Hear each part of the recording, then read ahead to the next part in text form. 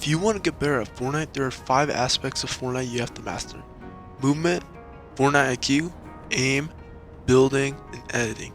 Those 5 mechanics can help you improve at the game and get better. For this video, we are going to be focusing on movement and Fortnite IQ. Knowing these 2 aspects can help both build and zero build players and can help you anywhere. To start off, let's talk about movement. Movement is very crucial in Fortnite, and again, it can help zero build players. Movement can help you in tough situations and is mainly used in endgames and tight situations.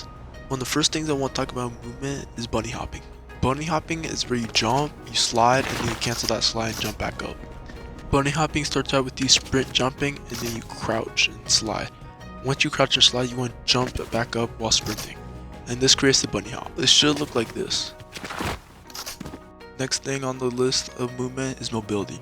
Grapples are very useful for going on top of builds rather than breaking through the builds like shockwaves. It is great for catching people off guard, and in addition you get 10 uses. One thing about grapples that a lot of people don't know is that there's a way to cancel the pull-out timer. Normally, if you try to pull a weapon out while grappling, there is a delay and it will not allow you.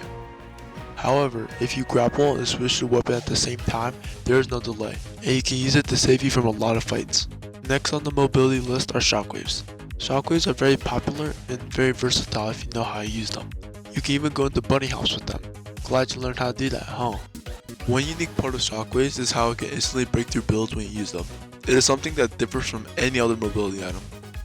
There's many more I could talk about with the mobility, but if I keep on talking about them, I'll never get through with this video. Ultimately, the decision between which mobility item is completely up to you, and I picked both the shockwaves and the grapples because they're the most frequent due to both and reload. The next thing is Fortnite IQ. One part of Fortnite IQ is your drop spot. Knowing where to drop is crucial. You should be familiar with the spot and where all the chests are. Another part is knowing your loot path. Knowing your loot path is very critical, and you should always have a backup plan if things do not go accordingly. One critical part of Fortnite IQ is knowing where storms can pull. Knowing where storms can pull is very crucial, and you can use it to make early rotates and catch people who are rotating. However, instead of using weather forecasts to predict where storms can pull, you can use the map and figure out where storms can pull. You want to look for the closest circle between the safe circle and the actual storm. Seeing how this is the closest spot, we know it's going to pull downwards. And there you have it, storm pulled down. Once again, storm is right here and this is the closest spot, so storm's going to pull down again. One thing about Fortnite IQ is that you can use it anywhere, and a lot of your fights actually depend on Fortnite IQ.